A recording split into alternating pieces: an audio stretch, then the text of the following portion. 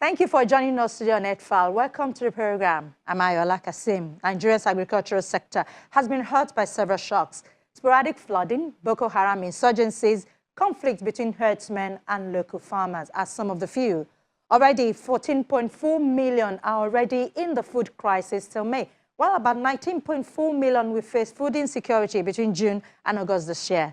That's according to the Food and Agriculture Organization. While insecurity, especially insurgency in northeast states, is identified as the main driver of the food insecurity in the country, climate change is set to exacerbate the situation. Today on the program, we'll look at the effect of climate change on the food system and what some are doing to reverse the trend. Please stay with us. Nigerian smallholder farmers, mostly poor, but produce some 90% of the country's food on unirrigated plots solely dependent on rainfall. Their crops are vulnerable to ever more extreme or sudden twists in weather conditions. Farmers report the late onset of rains and dry spells, rises in temperatures, heavy downpours, and other unseasonable weather events. Unfortunately, growing global population and changing diets are driving up the demand for food. Production is struggling to keep up as crop yields level off in many parts of the world. Ocean health declines and natural resources, including soils, water, and biodiversity, are stretched dangerously thin. A 2020 report found that nearly 690 million people, or 8.9% of the global population, are hungry, up by nearly 60 million in 5 years. Experts warn the food security challenge will only become more difficult as the world will need to produce about 70% more food by 2050 to feed an estimated 9 billion people. The challenge is intensified by agriculture's extreme vulnerability to climate change. We are in a situation presently where a smaller quantum of our population is feeding an overwhelmingly large proportion of our population. We need to change that dynamics. We need to change that statistics such that we engage our teeming of population. Africa has a population that is largely considered to be youthful. Over 60% of Africa's population are quite youthful people. So if we are going to take advantage of this, we are going to maximize the potentials that lies in the hands of the young people. We need to do the right thing in terms of policy, in terms of law, and in terms of public programs around agriculture. On farms, climate change is reducing crop yields, the natural quality of major cereals, and lowering livestock productivity. Substantial investments in adaptation will be required to maintain current yields and to achieve production and food quality increases to meet demand. Nigeria is ranked as the 53rd most vulnerable country and the 6th least ready country in the world to adapt to climate change in the 2021 Notre Dame Global Adaptation Index. People are forced to do seasonal farming because we do not have irrigation infrastructure. Yet, this is also a country where anytime it's the rainy season, we have unexplainable flooding. So it means that nature is blessing us with these resources, but because we are profligate, we don't know how to manage it, we are losing things. It's rather than being a blessing, it's more or less like a curse unto us. So you have a lot of water that we are not harnessing properly. So what we need to do to ensure that we produce certain things throughout the year so that we don't have a situation where when things is in season, there is glut. When it's out of season, it's scarce. We need to be able to produce certain food staples around the year. Is it maize? Is it the cereals? Is it vegetable? Different kind of crops can be produced around the year if we're able to help our farmers with irrigation. And the implication of that is that you have, as is being described, people who are seasonally unemployed. So you find a teeming population of young people going to the urban centers, spaces like Lagos, hanging around, nothing to do. I was around Obalende very late in the 90s, and I saw so many young people who should be properly engaged elsewhere. They are forced to be in the city. Many of them are actually even homeless. And if you ask some of them, they'll tell you, oh, I was supposed to be doing this, but due to this and that. So we are seeing the impacts of the changing environment, impacts of policy failures right in our eyes. What we need to do is to address these things. The problem also works in reverse. Agriculture is a major part of the climate problem. It currently generates 19 to 29% of total greenhouse gas emissions. Without action, that percentage could rise substantially as other sectors reduce their emissions. Additionally, a third of food produced globally is either lost or wasted. Addressing food loss and waste is critical to help meet climate goals and reduce stress on the environment. Right now, the yield of one of the main crops planted in the country, tomato, is said to be lowered by 25% per hectare because of climate change, threatening livelihoods of about 200,000 farmers and an entire supply chain of enterprises they serve.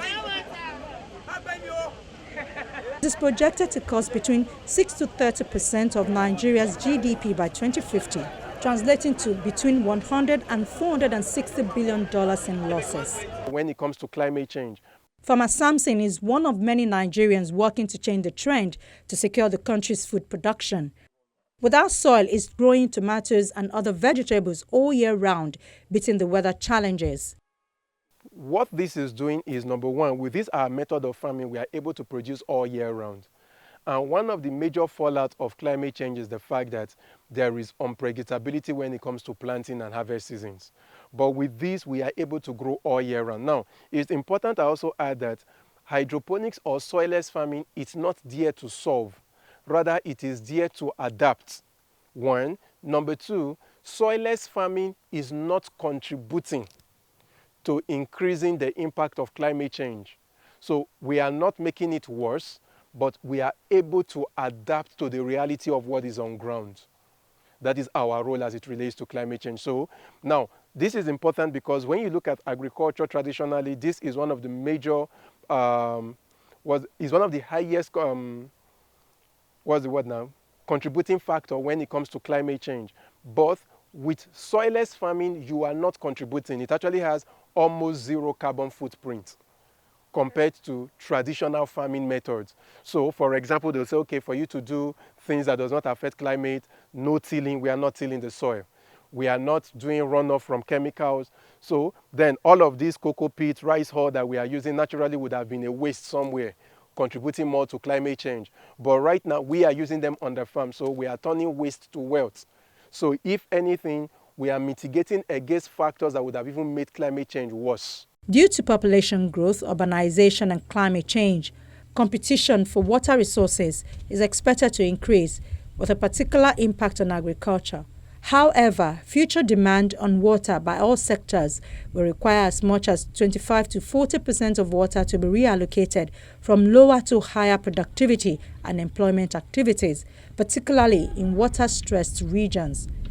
In most cases, such reallocation is expected to come from agriculture due to its high share of water use.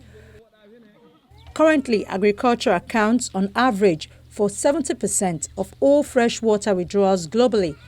The World Bank says hydroponic farming has strong potential to mitigate the threats these issues pose to our agricultural system. Plants grown in well-managed hydroponic systems are living the good life. Since roots are bathed in all the nutrients they need, plants spend more time growing upward and less time and energy growing extensive root systems to search for food. Growth rates vary based on the type of system and quality of care. But hydroplants can mature up to 25% more quickly than the same plants grown in soil with increased crop yield. And it is believed that hydroponic farming has the potential to provide fresh, local food for areas with extreme drought and low soil quality, such as in sub-Saharan Africa, where access to leafy green vegetables is often limited. Samson, who is daily living this reality, agrees. When I realized there were too many things wrong with the soil, like it's not just about one thing, it was about a lot of things. So how much rainfall, how much sun, the changing climate, all of that has a role to play in the soil texture, porosity, the kind of diseases that are embedded, the new ones that would come in as the climate change, the disease change, and all of that.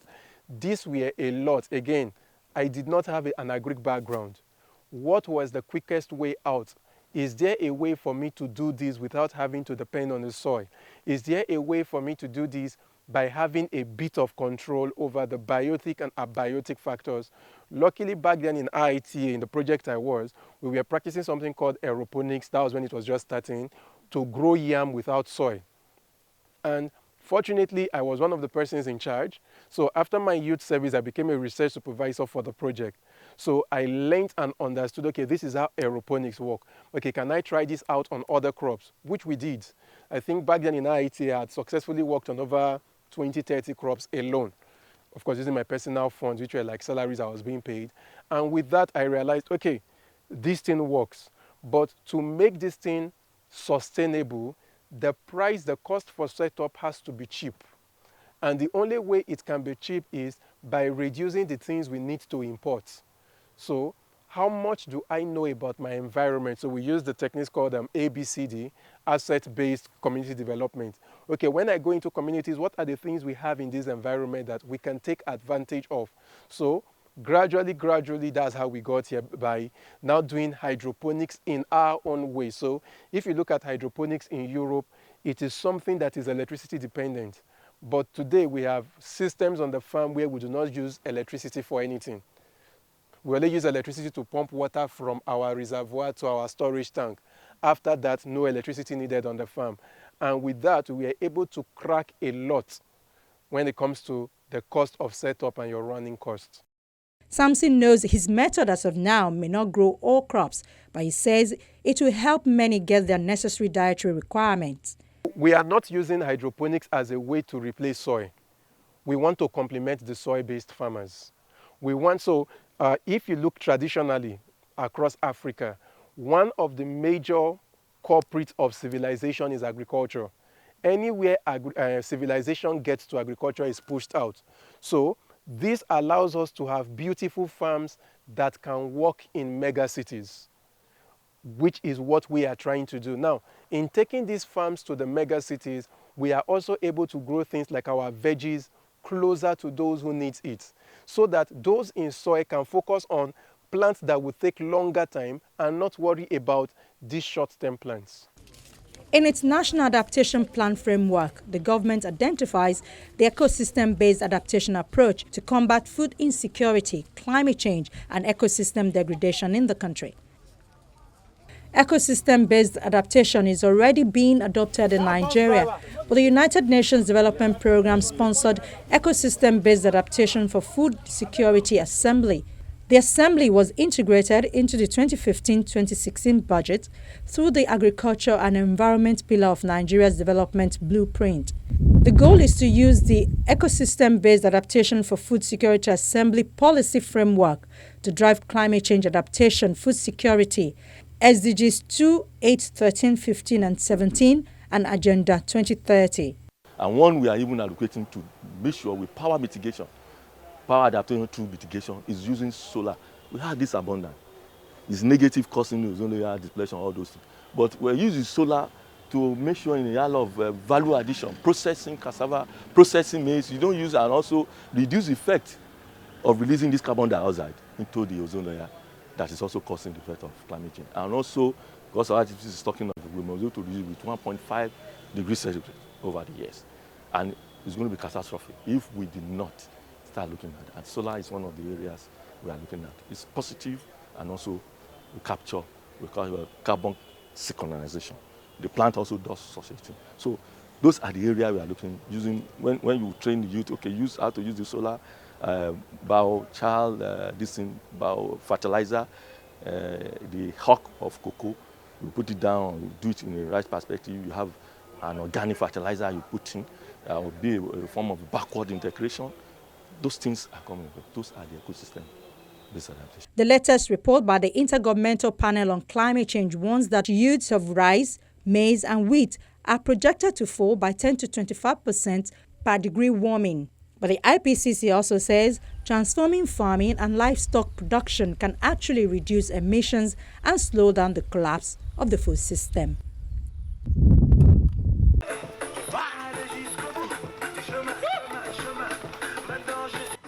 Jean-Paul Manganta, a Congolese palm wine maker, is working out with other young aspiring farmers, stretching, jumping, jogging, a military-like program performed in a good atmosphere.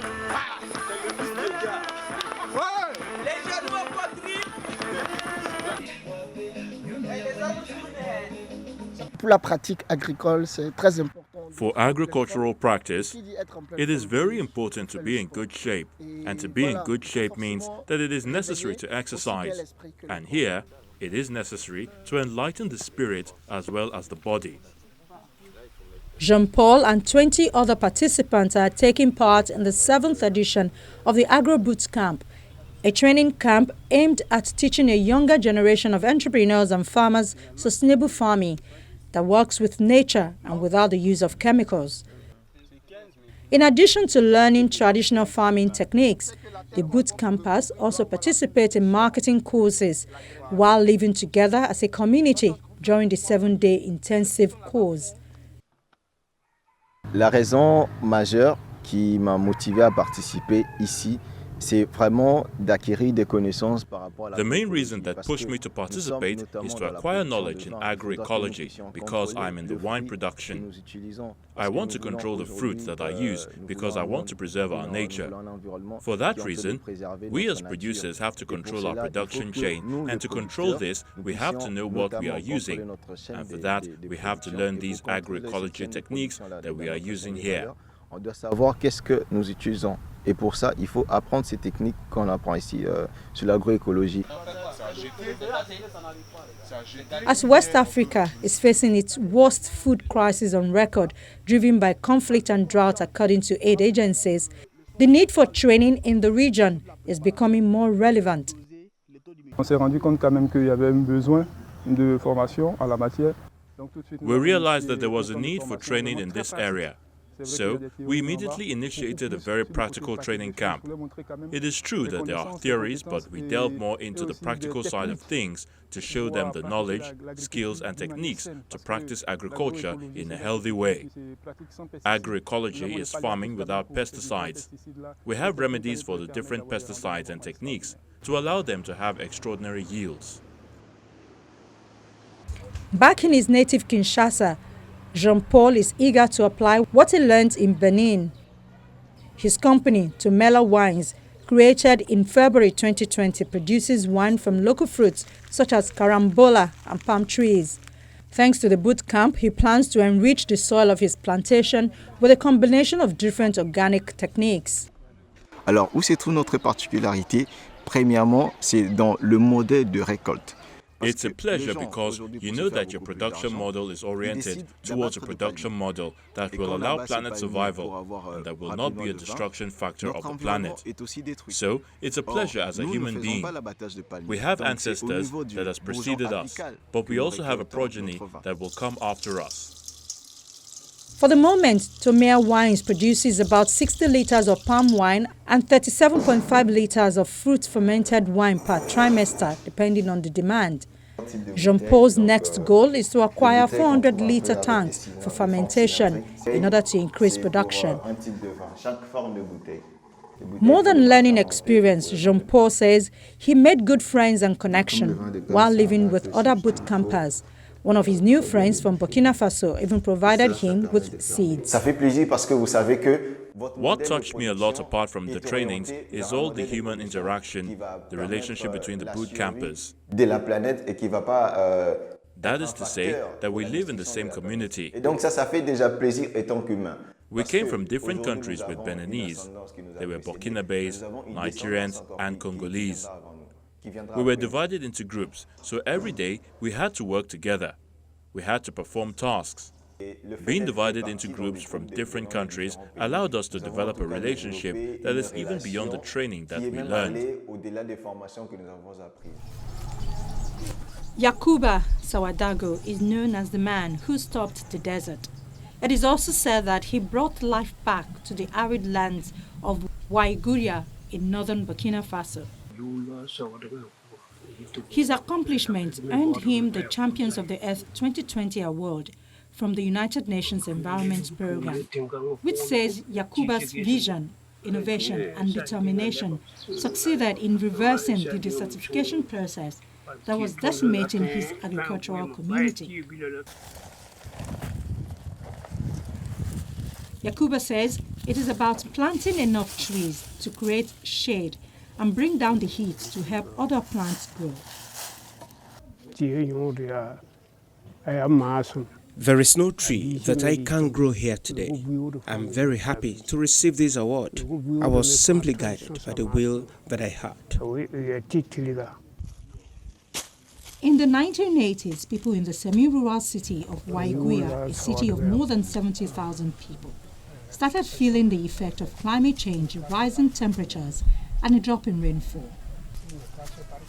Yakuba said the desert spread and drought led to famine in the north of the country and the neighboring Mali. This tree that I have just planted will produce a lot of ambergris. It will also bear fruit which will benefit people and animals. It is a really good tree. Subsistence farmers in the Sahel region depend on rain-fed agriculture, and as the rains lessened and became more erratic, crops started to fail and animals and trees died. Rather than flee the region like other farmers, Yakuba decided to see if he could improve on the local Zai technique of planting widely used by thousands of farmers in the region for this type of dry, hardened earth. Traditionally, farmers start working the land during the rainy season when they plant a seed in a hole dug in the degraded earth. Yakuba believed it would work better if the land was prepared well before the wet season, so he dug wider and deeper holes and filled them with natural organic compost. He also surrounded the planting area with rocks so that when the rain starts, the water is directed towards the seeds and none of the moisture is lost. The forest you see here today was a real desert before. There was no umbrage or shadow from a single tree right here. At the beginning, our harvest was not good at all. But since we used Zai, we can grow all sorts of different types of agricultural culture at the village. That applies to the trees. His son, Lukman, said another key ingredient of the success of this method was termites. Termites build a network of underground tunnels around the plant that act as water canals and irrigate the shoots. And so once the rains arrive, Yakuba is ready to plant the seed in naturally fertilized well-drained holes. UNEP says although it is a labor-intensive technique, it did increase production by 100% to 150% for the smallholder farmers. We dig, we put in the seeds, and then we add organic material and dead leaves. When it rains, it's going to attract termites that dig holes. And even if the rain is not plentiful, the water will seep in, and the seeds or animals will benefit. Yakuba applied the same technique to plant trees, which he says are crucial to reducing the effect of climate change and which he sees as the source of most life. Today, the 70-year-old walks around his 40-hectare forest, containing more than 60 species of bushes and trees, as well as medicinal herbs that he dispenses to the local community. Medicine is hard to access in this region, and carefully selected herbs can help alleviate many illnesses. It is my love for trees that pushed me to invest in this forest, because I know that trees can bring so much to the life of man. Trees strengthen the beauty of life. The Zai technique is also used to plant trees for the Great Green Wall project. Yakuba says he never stops improving on the technique by closely observing the results of the planting to see if he can make it better and tweaking the planting method each year. He has taught the improved technique to farmers in the region and to his sons. Lukman says he was taught forest management for 2 years at the National School of Water and Forest and created a nursery when he came back in 2017, focusing on endangered species. He said he produced 45 different species in his first year. UNEP says Yakuba is an inspiration to all who want to take affirmative action to overcome the devastating effect of climate change and help save the environment. He's a model of survival in a community of farmers who, 40 years ago, became climate refugees.